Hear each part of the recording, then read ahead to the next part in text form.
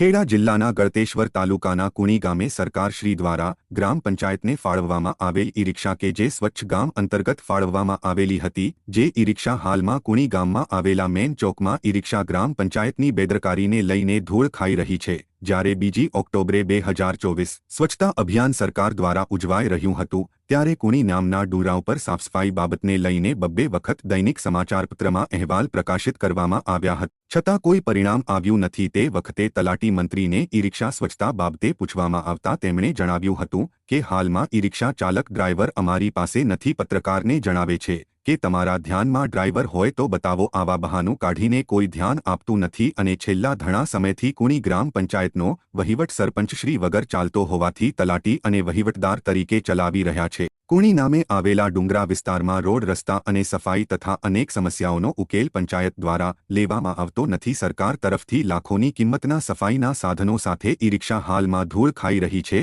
ત્યારે તલાટી અને વહીવટદારથી ચાલતી કુણી ગ્રામ પંચાયતનો વહીવટ ખાડે જઈ રહ્યો છે, તો નાગરિકોની અનેક સમસ્યાઓનો ઉકેલ ક્યારે આવશે તે જોવું રહ્યું।